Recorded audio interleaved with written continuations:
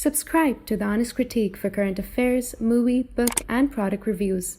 Also, make sure you press the bell icon to get notified whenever we upload a new video.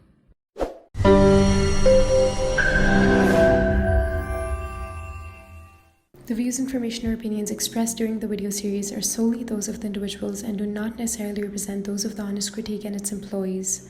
The following video contains strong language which may be offensive to some viewers. Viewer discretion advised. Hello and welcome to a very special episode we are recording today. I'm delighted to be joined by Elie Kirshenbaum. Ellie is a corporate lawyer based out of Tel Aviv and member of the Israel's Defense and Security Forum Research Department. So, Ellie, thank you so much for taking your time and speaking to us. Happy to speak with you. Yeah. I want to start by asking you about the hostage crisis that over 220 hostages have been taken in custody by Hamas. And we have seen initially there was a slight reluctance to free the hostages. And we have seen threats of them being killed one after the other if Israel doesn't stop the offensive. But we saw a change of attitude from Friday onwards, that where two American hostages were first free, and we saw yesterday as well there were two other hostages which got freed actually. So there were four hostages which got freed in the last 1 week or so.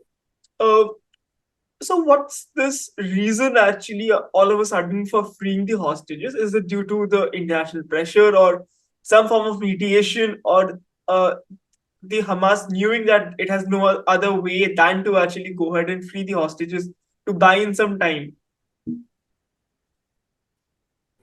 So let's start by explaining that Hamas is a brutal, violent terrorist organization that committed acts that the whole international community recognizes are basically worse than the Nazis and worse than ISIS. They burned people alive. They invaded Israel at a border where there's no border dispute between Gaza and Israel. They invaded Israel. They burned human beings. They beheaded babies. They raped women. They took hostages. And now the whole international community understands that Hamas is worse than the Nazis and worse than ISIS. So it's understood, and there's an international consensus that Israel is justified in taking whatever action necessary to put an end to the Hamas regime in the Gaza Strip, and whatever steps necessary to completely eliminate the threat to Israel and to the world from Hamas as a regime and as a geopolitical entity. Now, Hamas's war crimes and Hamas's continued ability to commit war crimes against Israel for the past several years, which include using civilians as human shields. They put weapons on their mosques, hospitals, schools. They store their infrastructure and their command centers in UN institutions. And they're able to carry out this war crime because the international community has not yet recognized them for the terrorist organization that they are. And now that the international community has recognized, rightfully so, that they are a terror regime worse than ISIS and worse than the Nazis, they find themselves in a situation where they're grasping at straws to try to preserve the false narrative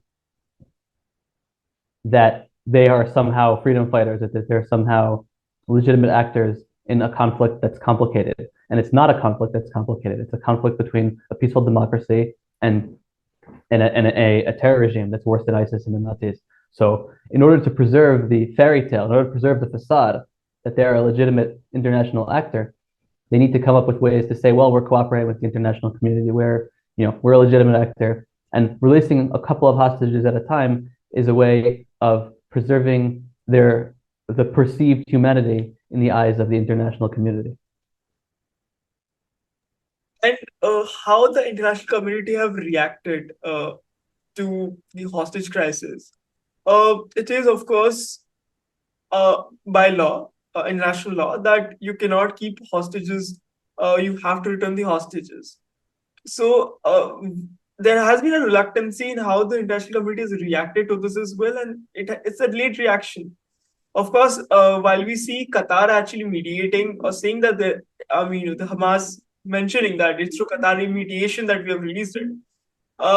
But it sooner or later Qatar has to, because it hosts the Hamas leadership in its place.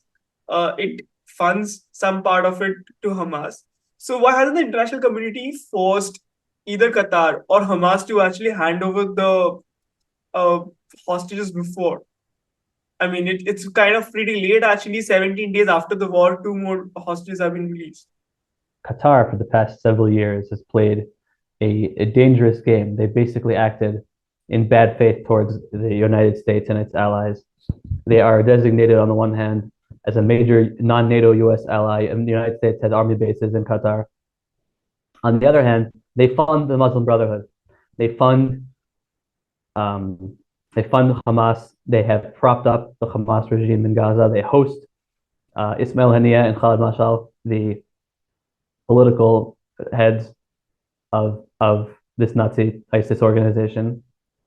And what they claim, or what they've recently been claiming, is, oh, well, we are hosting them because we're acting as a mediator. But that's not the whole picture. The whole picture is basically that, or the real picture is that they're playing a double game. On the one hand, they're trying to make nice to the West. They hosted the World Cup. They're trying to paint themselves as a legitimate, regime that's friendly with the West. At the same time, they have hosted global terrorist organizations. They have funded Hamas as an aggressor against Israel, all the while pretending that they're a mediator between Israel and Hamas. And the international community, I think, is starting to recognize that that Qatar is playing a double game, and it's time for it to stop. I think sooner or later, Qatar is going to have to extradite Khalid Mashal and Ismail Haniyeh and the Hamas political leadership to Israel to stand trial for war crimes and crimes against humanity. And from this, I want to go and ask you about a thing that probably isn't very relevant right now, but it's of the international community being pressurizing Israel for providing humanitarian assistance to Gaza. Uh, as someone who's into the legalities of issues, I want to understand: is there any legal conventions or international convention that mandates Israel to provide humanitarian assistance to Gaza? Well, let's take a step back, and I think it's particularly instructive for the audience in India to understand how we got to this point. And the way we got to this point, I think it's helpful to compare the collapse of the Ottoman Empire in the 20th century, the collapse of the Ottoman Empire and the British Empire in the Middle East, to the collapse of the British Empire in South Asia. And I don't speak for the South Asian people, but regardless of whether you stand on the position of partition in South Asia, neither side used their own people as a weapon against the other side. So if you're in South Asia, if you're in India, or what's left of India, when the international community forces you to create Pakistan, it never occurred to India to use non-Muslims as a weapon against the newly created state of Pakistan. Not that I'm comparing Israel to Pakistan, but because we were here for 4,000, the Jewish people was here in this area for 3,500 years. So it's not a perfect comparison. No international comparison is ever perfect, and you can always find similarities and differences when you're comparing international issues. But what's helpful for the Indian audience is to remember that as traumatizing as partition was, both sides, for the most part, took in their own people, and that's not what happened. That's not what happened at the same time period, 47, 48, 49, 50. What happened with the collapse of the Ottoman Empire and the partition of the Middle East is that the Jewish people tried to take a little piece of the rotting carcass of the Ottoman Empire and hundreds of thousands of Jews from all over the Middle East came and converged on what this tiny state of Israel. And to a lesser extent, some Arabs were leaving what was going to become Israel and trying to join the Arab world. But while with the partition of South Asia, everyone ended up with a passport, either in one country or the other. What happened is the Arab actors did not ever give a passport to the Arabic-speaking peoples that were leaving what became the state of Israel. So in Jordan, or what was then Transjordan is now Jordan, they actually did get passports. In Lebanon, they never got passports. In Syria, they never got passports. In Iraq, they never got passports. But they were at least allowed in. The one place where they were not only not allowed in, not only were they not given passports, they were not allowed in is Egypt. Egypt took the Arabs that were leaving the conflict in 1948 and made them stay in the Gaza Strip.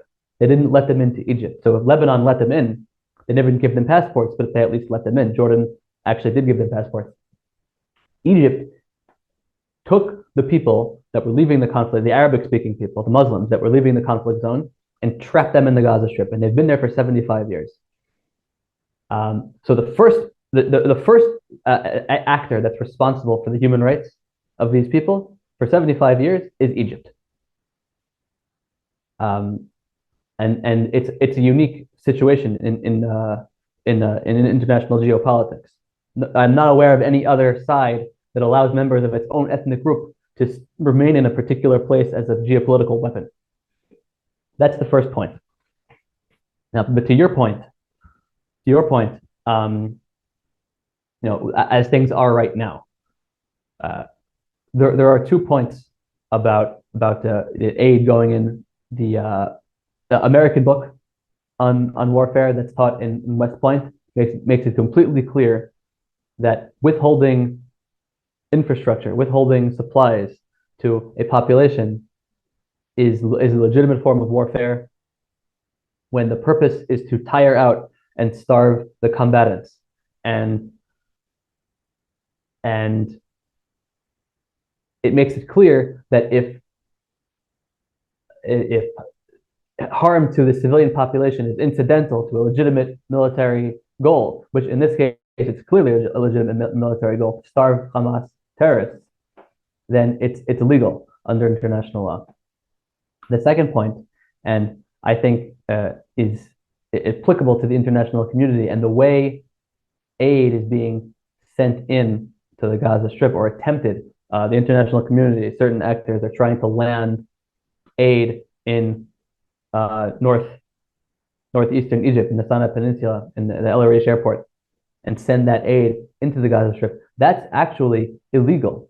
It violates United States Security Council Resolution 1373, under which UN member states are required to prevent and suppress the financing of terrorist acts, criminalize the willful provision by any means directly or indirectly of funds by nationals in their territories, and prohibit their nationals or any persons and entities within their territories from making any funds, financial assets, or economic resources, or financial or other related services available directly or indirectly for the benefit of persons who commit or attempt to commit or facilitate or participate in the commission of terrorist acts. United States Security Council Resolution 1373. So when we know that Hamas rules the entire strip, and we've seen evidence of Hamas stealing United Nations resources. We've seen evidence of Hamas stealing resources from hospitals and schools and civilian infrastructure. So there's no question that when you send supposedly humanitarian aid into the strip, it's not going to humanitarian aid to civilians. It's going to be taken by Hamas militants. And so sending that aid in through the Rafah crossing is illegal under international law. In case Israel chooses not to supply as well, so it doesn't violate any of those laws by any chance, right? No, supplying aid would be a violation of international law because there's no question that any aid that goes into the Gaza Strip, any supposedly humanitarian aid that goes into the Gaza Strip, will be taken over by the terrorist organization. It will not be used for humanitarian purposes. The only way to administer humanitarian aid to non-purposes is for Egypt to open its border and to allow people out into Egypt. This is kind of important because what you mentioned, it's important for a lot of our audience to understand. It's because a lot of people have argued that since Israel has a special duty to supply Gaza because it belligerently occupies Gaza. But as you mentioned, that no state has a mandate to actually provide aid to an enemy territory, especially which harbors terrorists. Actually. So it's very interesting to actually note for all our audience who have this confusion or have seen the media where the same lies have been propagated that Israel has to have the moral superiority to actually go and provide this. I want to move on from that a little bit. Is there any law by in armed conflict to facilitate the supply of humanitarian goods as well? Because we have seen the goods that are moving in from are coming to for humanitarian aid. They're not actually coming from Israel to actually the Gaza Strip. It's rather going from the Rafah crossing, which is in Egypt. So it's not going from the Erez crossing. So does Israel even have any international conventions that mandate it to help in facilitate the supply of goods? There is no international convention that requires a state that's an international actor that's in a state of war to supply humanitarian goods to civilians on the enemy side. The real question is, what is the obligations of the international community to give humanitarian aid to the non-combatants in Gaza? And it's clear from everything that we've looked at that the best way to do that is to administer any humanitarian aid available on the Egyptian side of the Rafah crossing and not on the Gaza side, because anything that happens on the Gaza side will immediately go to the terrorists.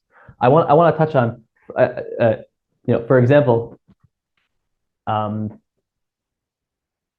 if you take a look at the International Red Cross customary international humanitarian law study, there is, and this is sort of what people are talking about. It says that in military action, all reasonable steps must be taken to preserve civilian infrastructure and civilians.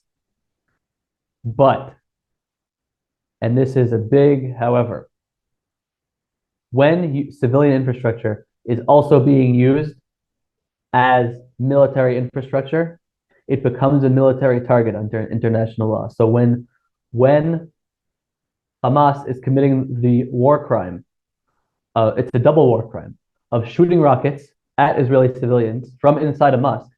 It's a double war crime. It's a double war crime because they're shooting at civilians and they're hiding behind civilian infrastructure. So when you have a terrorist organization that's committing that double war crime, the mosque unfortunately becomes a legitimate military target. So while it's true that even in the most brutal conflicts, civilian infrastructure is supposed to be preserved, that does not apply when you have a terrorist organization that is using civilian infrastructure as a weapon. Understood. And it's critical to understand from here. I want to move on to the Gaza Strip, the seas of the Gaza Strip. Again, a lot of questions have been raised that the seas of the Gaza Strip, again, there is the legalities of it. I want to understand how does the international law view the legality of imposing seizures during armed conflicts, and are there any conditions under which seizures are considered unlawful? And looking at the situation where Israel might want to enforce a cease, does Israel have the right in repealing external efforts who want to breach that cease as well? Well, so again, United Nations Resolution 1373 prohibits other actors from giving aid to a terrorist organization. So if and to the extent that any aid that goes in is going to get to the terrorist organization, not only is Israel justified in stopping it from coming in, it's also illegal under international law for anything else to be allowed in. Siege is a legitimate and ordinary part of war, according to the U.S. Defense Department Law of War Manual. As West Point law professor Sean Watts put it, siege, or encirclement as military doctrine refers to it, is an essential aspect of modern military operations. Only starvation directed specifically at civilians as prohibited. So, international law permits a siege as long as it isn't for the purpose of denying sustenance to the civilian population. Israel's siege on the Gaza Strip is not for the purpose of denying aid and sustenance to the civilian population. It's for the purpose of starving out the militants, the terrorists. So it's completely legal within the accepted boundaries of international law. If Israel seizes Gaza, it's just a matter of time when, is there a prohibition on the period until which it can take hold of the territory? Because after 2005, Israel has not been in control of Gaza. So if Israel captures and holds Gaza, is there any prohibition on the time period in which it can hold before it has to give it to the civilian population there? As a matter of international law, when the British Empire collapsed and the state of Israel declared independence, the Gaza Strip was or could have been a part of Israel under the internationally accepted doctrine that took place all over, including in South Asia and most of Africa, that the international borders that were in place by the empires, by the imperial regimes that carved up these territories, so France, England, etc. I don't need to tell you about that. The borders, the international borders, remain as they were. And the international borders, in this case of Israel, included the Gaza Strip. That, practically speaking, that did not happen because, like I said, instead of letting people in, Egypt forced all of their own population or their own Arabic-speaking Muslim population into the Gaza Strip and turned it into a forward base against Israel. And even though we have peace with Egypt, the question of that territory still was not resolved. And frankly, the Egyptians are fine to leave it as a forward territory to bother Israel, even though they themselves technically signed the peace treaty with Israel already back in the late 1970s. So strictly as a matter of international law, there is a legitimate position that says that the Gaza Strip is and always was a part of Israeli territory. Israel doesn't necessarily claim that. Israel would be fine with a demilitarized entity that doesn't have weapons, that doesn't have the power to harm Israel, to carry out military action against Israel. But if, for military purposes, and because the events of the past several weeks, and frankly the past several years, have proven conclusively to Israel that the civilian population there is not interested in forming an entity that just provides for its people, and they voted for Hamas in 2006, in the 2006 election. They voted for continuing the war against Israel and against the Jewish people. So, in spite of the fact that Israel's preferred choice for the territory is for it to just be a peaceful territory that doesn't have weapons and is effectively demilitarized and just provides for the welfare of its own people, if for military and strategic purposes, Israel determines that the Israeli military must go in and take hold of the territory, if that's the only way to eliminate the threat, the terrorist threat from the Strip, there would not necessarily be a limit on how long Israel would be allowed to stay there. The last thing that I wanted to ask you in this conversation is about, again, an international media coverage where they have repeatedly blamed Israel for targeting innocent citizens, actually, which is also a thing which happens in a warfare, that innocent citizens do lose their life because of, especially in this case, we have seen Hamas actually using innocent citizens as human shields. Could you shed a light on this a little bit? Israel doesn't target innocent civilians. Hamas targets innocent civilians. Hamas attacks civilian infrastructure on purpose. They, as we saw and as we've seen over the past several years, and as we've seen in particular in the events of October 7th, they believe in murdering the Jewish people. They believe in taking Jewish civilians hostage, raping, beheading, setting people on fire, the worst war crimes imaginable. This is straight out of the war crimes that were carried out in the 20th century. So when Israel is forced to retaliate, the only civilians who are killed are the civilians who Hamas is using as a human shield, or people who refuse to leave. There are people who are refusing to leave for ideological reasons because they support Hamas, and there are people who are not being allowed to leave by Hamas, which is, again, the war crime is being carried out on the part of Hamas. If Israel drops leaflets telling people to leave, the Israeli army has been repeatedly telling people in Arabic, "Get out! We are bombing terrorist infrastructure. If you stay, you will get hurt."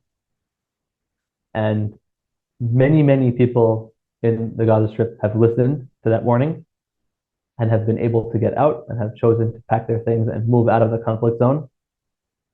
And if and to the extent that civilians are killed in Israel's just and legitimate retaliations, it is because either they're refusing to heed Israel's warnings and recommendations, or because Hamas is committing the additional war crime of not allowing people to leave. Well, that's all the question that I had to ask you. Thank you so much for taking your time and speaking to us. It's an honor hosting you for the conversation. Happy to be here. And I think there's a lot of common ground, a lot of interesting examples that we can learn from conflict in South Asia and vice versa. I think there's a reason why India is interested in what's happening here in the Middle East. It's a reflection of some of the things that happened in South Asia. And I do agree, obviously, actually. unfortunately, India is no stranger to violence and to Islamic fundamentalism. And we see the understanding that we get from India, and we know that many people over there understand what we're going through. Thank you for speaking with me. Thank you.